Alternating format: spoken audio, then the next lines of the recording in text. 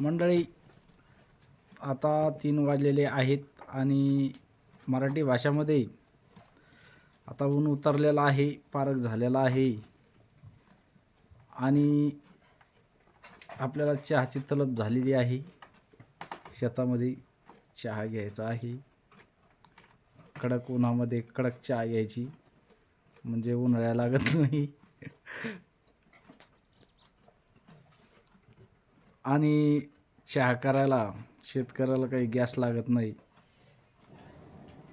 शेतकऱ्याचा चहा हा मस्त 3 विटा मांडायच्या शेतामध्ये आणि चहा करायचा.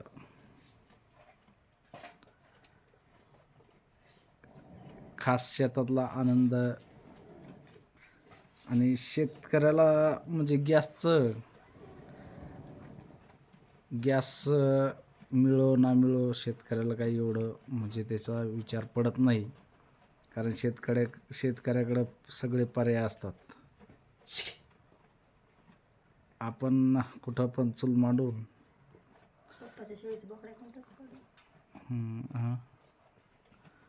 हे बघा चहा चालू आहे आपला.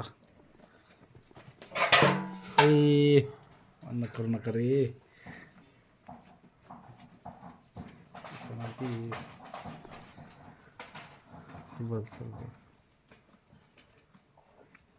प्युअर म्हशीचा दुधाचा चहा आहे. हे बघा म्हशी इकडं.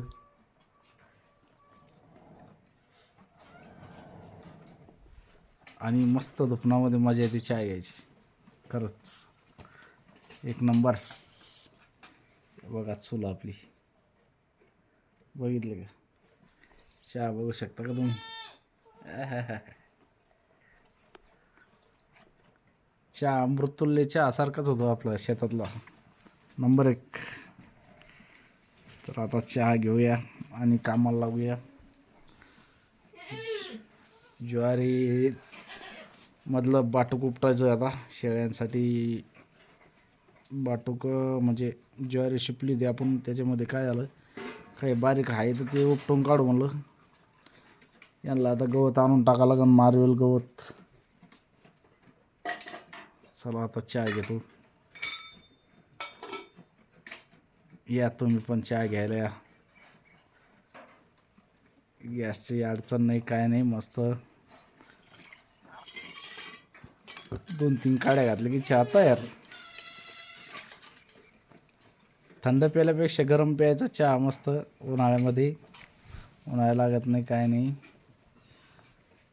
परत शेळ्याच्या दुधात चहा असल्यामुळं उन्हाळ्याचा विषयच येत नाही.